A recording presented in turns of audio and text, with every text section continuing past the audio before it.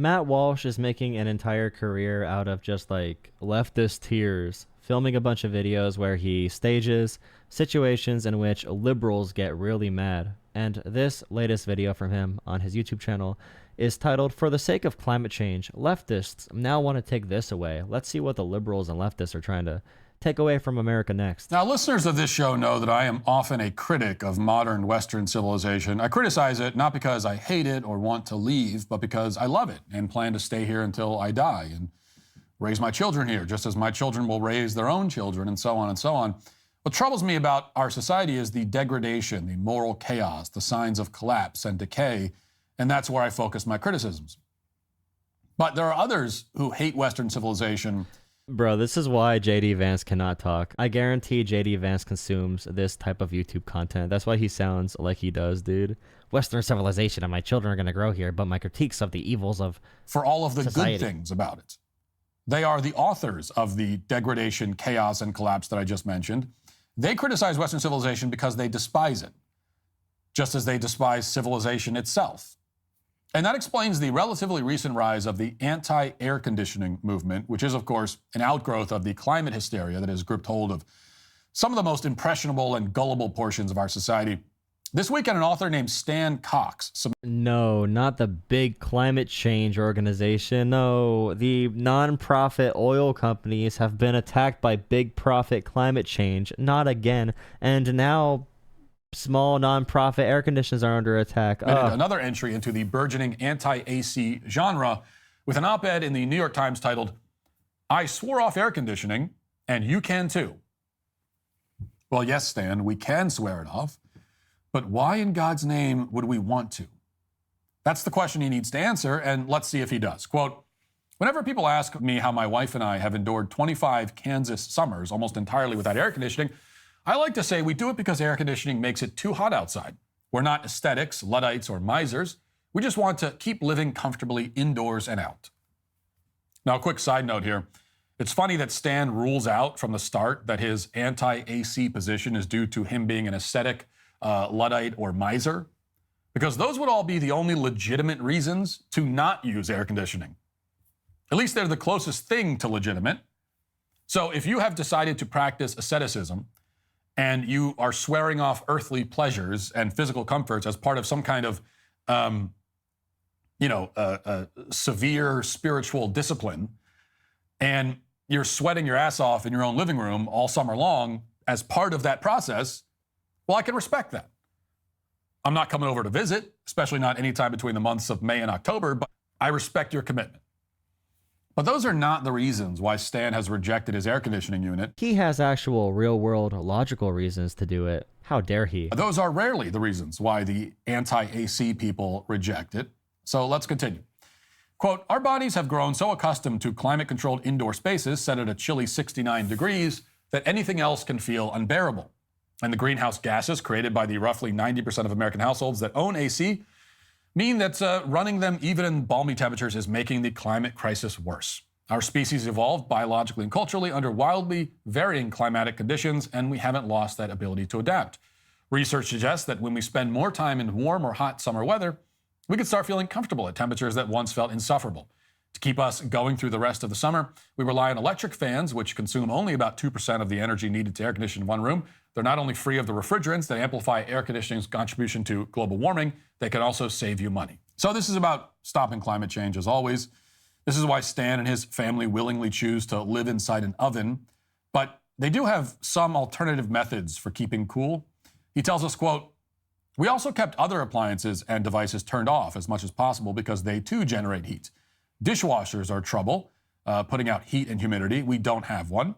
We can't unplug the refrigerator, of course, but we keep ours set for just under 40 degrees, the highest safe temperature." Hey, fellas, is it gay if you have the ability to tolerate warm climates? According to the FDA. "And we dry our laundry in the clothesline out back. When it gets too hot, we lightly spray water on our arms, legs, and faces. The water helps dissipate a lot of heat. A quick cold shower or a little time spent with that all-American favorite, the lawn sprinkler, also can bring relief." I'm not gonna lie, that sounds kind of nice. Like you're hot all day, but you're really surviving out there. You're not just living in a air-conditioned box. You're going outside, running around in the water sprinkler like a little kid or a dog. You go under the, garden hose, get cooled off. You splash some water on your face. You go in the shower. That sounds kind of nice. I kind of wish we could do that. But one miscalculation that this person from the article has is that, everyone's pampered. Everyone's pampered in society. Like I said, if you need it to survive, if you're going to die from heat-related causes, we don't want that. What he's talking about here is using air condition and using energy when you really don't need to. I think that's a pretty reasonable perspective. You don't need to be crazy on the climate or crazy on the environment. Imagine being crazy on keeping our planet alive. I know that's wild. I could never imagine caring about that. That doesn't even matter if the Earth survives. Why would that matter? But you don't even need to care that much. You could just be like an adult and think about, how can I use less? How can I not overconsume literally everything? So this is what Stan is reduced to. Spraying himself with a water bottle like he's a misbehaving cat. Running through the sprinkler just to stave off the heat exhaustion. And to make matters worse, he also deprives himself of a dishwasher and a washing machine. He has rejected... You can't wash dishes now? He's rejected perhaps the 3 greatest household inventions. And he's rejected them for the dumbest imaginable reason. Man, Matt Walsh got super soft hands. He has 0 calluses. He's never picked up a hammer in his life. He's never done anything requiring manual effort. Look at those beautiful hands, dude. He probably lotions like 5 times a day. This crybaby. Not like a cool reason, like he's Amish, or even a practical reason, like if he was broke. But for the sake of the climate, the stupidest, lamest, least practical reason of all. Look, I take this sort of thing personally, I admit, because I am a lifelong, die-hard fan of air conditioning. I am basically the president of air conditioning's fan club. No pun intended. There are few technological advances in human history that have been as beneficial as air conditioning. It has undoubtedly saved millions of lives over the years. He's not saying we should not be using air conditioning at all. It's about not overusing and overconsuming resources you don't really need. I love air conditioning too, but I'm not going to be a little crybaby if we need to cut back for the sake of energy and the sake of, having enough energy to go around. There's actually been studies done on this. For instance, in the year 2019 alone, according to one study, air conditioning was responsible for saving nearly 200,000 lives. It's not difficult to see how that would be the case, but even aside from the lives... Yes, that's what the article said, actually. The article said, we should not use any air conditioner as a society. I believe that we should go back to an era before technology. If people are dying from lack of air conditioner, they deserve to die. That's what the article said, actually. Save the perhaps less urgent but still profoundly important point is that it makes life markedly more enjoyable for hundreds of millions of people. Few inventions have increased quality of life as significantly as air conditioning. Why are you monologuing? Why are you monologuing about air conditioning right now, dude? It's an invention so great that, unlike so many other almost as great inventions, it's nearly impossible to take for granted. So I admit that whenever I open my refrigerator or I get into my car, I am not always consciously grateful for the fact that refrigerators and cars exist, even though I am grateful. But every time I walk into an air-conditioned building on a hot day, I always think to myself, my God, I'm so glad air conditioning exists. In fact, the lack of air conditioning is the first reason that I would never want to take a time machine back to the distant past, where they didn't have air conditioning. Well, that's the second reason, I guess. The first reason is that time machines don't exist. But the point is that air conditioning is wonderful. And that's exactly why people like Stan, leftists... Is that supposed to be a funny joke about the time machines? Was that a punchline? Well, it's because time machines don't exist. ...want to discourage you from using it. This is an ideology committed to making your life more miserable. Ah, yes, that's why. It actively seeks to remove joy from existence. Now, it does this... My only source of joy is air conditioning, dude. My only source of joy. It actively seeks to remove joy from existence. Now, it does this at deeper and more serious levels, demolishing the family, faith, tradition, national identity, all of these being sources of meaning. Air conditioning is now a national identity issue.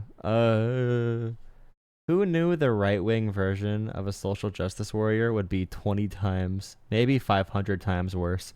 Even the most like social justice warrior did not reach this level of pathetic. And at least if you care about social justice, it's about a real issue in the world that's probably not affecting you directly. And he's doing a rant about air conditioning and calling it like AC culture, and how that connects back to the American family, the collapse of Western civilization, and also how they're trying to steal joy from us. That's what he's connecting this to. Therefore fulfillment and therefore happiness. But this agenda is enacted closer to the surface too. Don't eat meat, it says.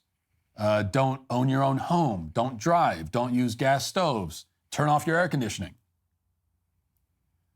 As I said, if these forms of self-denial were being recommended as a means of discovering some greater spiritual truth through suffering and deprivation, I could respect it. I wouldn't do it, but I'd respect it.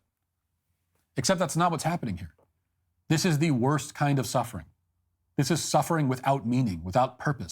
This is suffering for the benefit of others. I would never do that. Although he worships Christianity, where the whole point is suffering to benefit others. Misery for misery's sake. It's like being an ascetic without the asceticism. Okay. It's not worth listening to anymore. Another Matt Walsh rant that makes so much sense because he's a really weak man, weak individual. Those hands are beautiful, pearly. He should get them painted, to be honest.